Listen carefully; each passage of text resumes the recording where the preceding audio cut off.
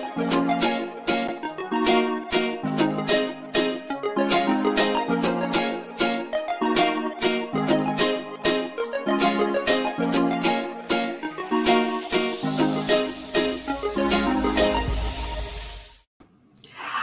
there, I'm Melissa, and welcome to another episode of Makeup Free Monday. And yes, I'm back in my home office, aka the hallway, and it is a gorgeous 86 degrees and sunny here in beautiful Petaluma, California.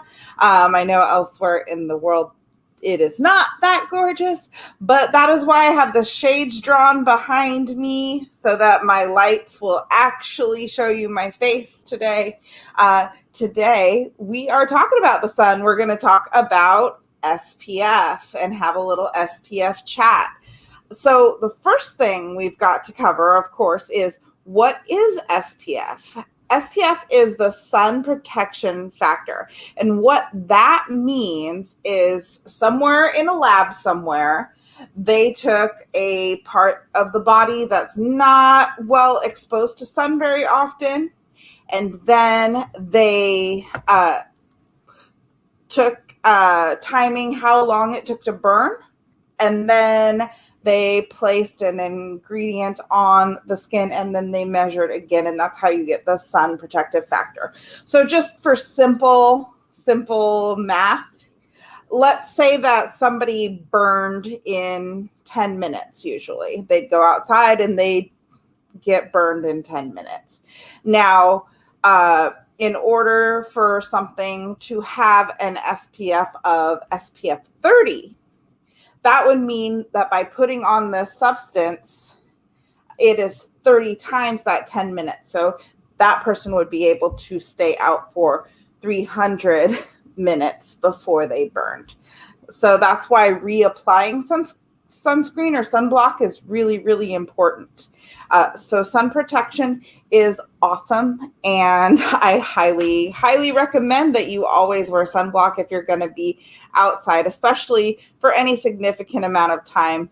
Now, me being of the pale folk, I'm going to be wearing a little bit higher, and I'm probably also going to be wearing a hat and some other sorts of protections. But let's talk about the difference between sunblock and sunscreen, because that gets thrown around a lot.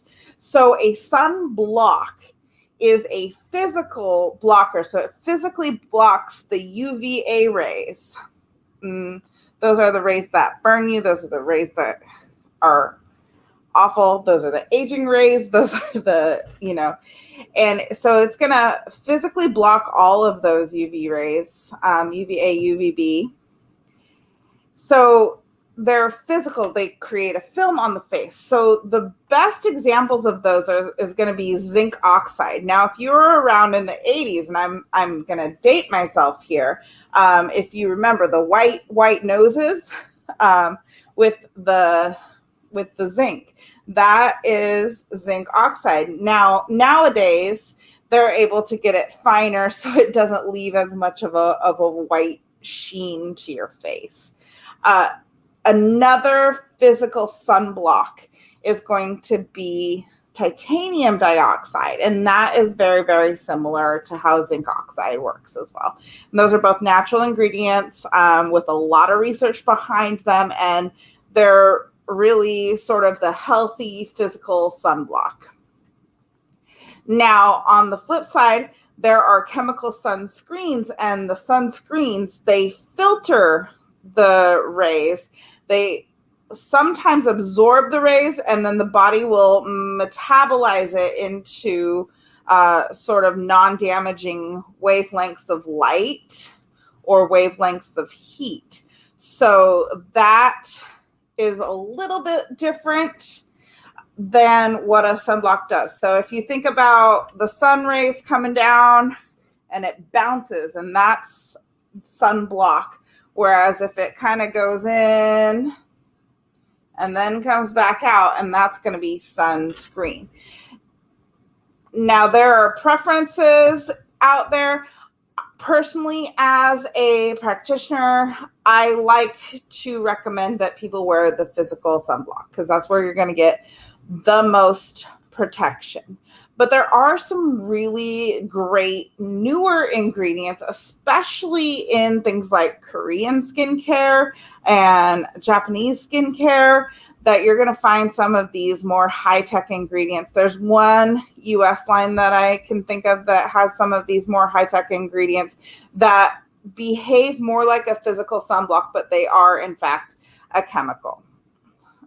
And so while I'm saying chemical, a lot of people get this idea in their head about what a chemical is, and some of these chemicals get a really bad rap. Some of them are for good reasons, but others are just sometimes there's not enough evidence out there. So you're definitely going to want to look for those ingredients like zinc and titanium dioxide.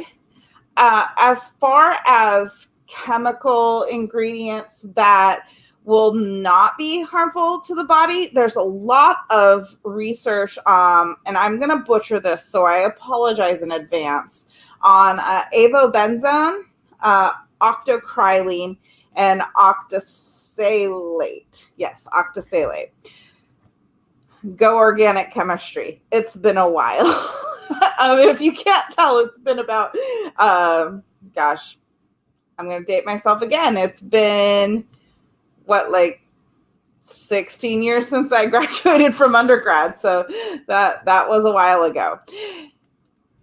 And let me see. So ingredients that can have a little bit of controversy with them. Oxybenzone, it has a few gaps in their research, and there's a little bit of a concern about skin absorption, potential of endocrine disruption, but mainly the thing that happens with oxybenzone is allergic reactions. So people get redness and itching and those sorts of things. Another ingredient that has a little bit of data gap going on is called homosalate, and that's it's gappy. Now, I did mention benzone earlier as a good ingredient, but if you swim in chlorinated water, you're not going to want to use a sunblock with that ingredient in it, or a sunscreen with that ingredient in it. There's a potential interaction, and it mainly has to do with its ability to be absorbed or not. Other ingredients like tremolane salicyate has been proven to be not effective. There are a couple other ingredients, of course, PABA, which has that potential DNA damage, but you're going to be pretty hard pressed to find something with PABA in it nowadays. It was a really popular ingredient back in the day, but not so much anymore. But all of these chemical sunscreens, all of these chemical ingredients, they have a higher percentage of risk to be a potential skin irritant, which is another reason why I tend to gear more towards the zinc and titanium dioxide. However, some of the Korean beauty ones, like I mentioned before, they have things that combat that sort of sensitivity. So I've been really sort of jazzed on those. Those have been going pretty well. Let me see. What else did I want to talk about today? So probably one of the biggest questions that I get is going to be, how much sunscreen do I really have to put on? And that, of course, has to do with your manufacturer's instructions. But as a general rule for your face, it's going to be about the size of a quarter or a little bit bigger. Some brands are going to want to use almost 2 quarters worth on just your face and neck.